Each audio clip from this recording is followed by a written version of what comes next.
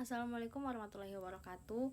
Halo semuanya, perkenalkan nama saya Aurelia Zaliagoi dari kelas E. Nah, pada video kali ini saya akan mempresentasikan kasus vintage konvensional, khususnya tentang kebocoran data pengguna pada layanan pinjaman online. Nah, perkembangan teknologi ini membuat layanan keuangan semakin mudah diakses melalui financial teknologi atau vintage. Namun, kemudahan tersebut juga membawa risiko baru, salah satunya adalah kebocoran data pribadi pengguna.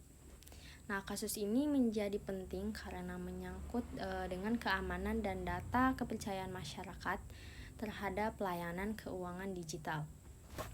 Nah, kasus yang saya bahas ini termasuk dalam kategori vintage P2P lending atau digital financing. Nah, platform pinjaman online mengumpulkan berbagai data pribadi pengguna sebagai sebagian dari proses verifikasi dan analisis kredit. Karena seluruh proses dilakukan secara digital, maka keamanan data menjadi aspek yang sangat krusial dalam operasional perusahaan vintage. Nah, selanjutnya di slide ini kita membahas tentang kronologi kasus ini terjadi. Jadi, kasus ini bermula dari meningkatnya penggunaan aplikasi pinjaman online yang menawarkan proses cepat dan persyaratan yang mudah. Untuk mempercepat verifikasi, platform mengumpulkan banyak data pribadi seperti identitas pengguna, nomor telepon, daftar kontak, hingga riwayat transaksi. Namun, dalam perkembangannya, sistem keamanan yang belum sepenuhnya matang ini serta pengolahan data internal yang lemah membuka celah terjadinya kebocoran data. Jadi, akibatnya data pengguna ini tersebar dan dimanfaatkan oleh pihak yang tidak bertanggung jawab untuk melakukan penipuan, spam, hingga pengajuan pinjaman ilegal atas nama korban. Nah, selanjutnya pada slide ini kita membahas tentang dampak risiko yang terjadi. Jadi kasus ini sangat erat dengan risiko keamanan data dan cybercrime. Vintage mengelola data pribadi dalam jumlah yang besar sehingga menjadi target yang menarik bagi pelaku kejahatan digital. Ketika perlindungan data belum kuat, maka data pengguna bisa diakses secara ilegal, dicuri, bahkan diperjualbelikan. Dampaknya tidak hanya merugikan individu, tetapi juga menurunkan kepercayaan masyarakat terhadap layanan keuangan digital secara keseluruhan. Ada beberapa penyebab utama kasus ini bisa terjadi.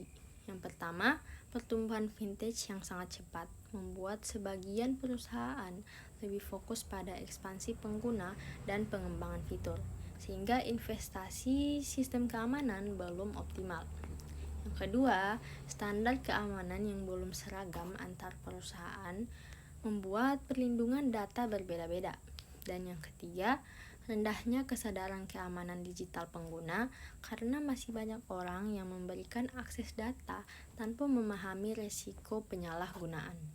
Nah, jika saya berada di posisi regulator, menurut saya hal yang paling penting ini adalah memastikan perusahaan vintage benar-benar menjaga data pengguna, bukan hanya menuliskannya di kebijakan privasi, tetapi perlu adanya kewajiban audit keamanan secara rutin, kewajiban pelaporan jika terjadi kebocoran data, dan juga transparansi tentang data apa saja yang dikumpulkan dan digunakan. Nah, selain itu, edukasi kepada masyarakat juga sangat penting agar pengguna tidak sembarangan memberikan akses data pribadi saat menggunakan aplikasi ini.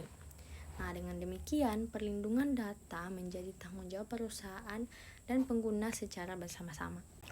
Demikian presentasi saya mengenai kasus kebocoran data pada vintage konvensional.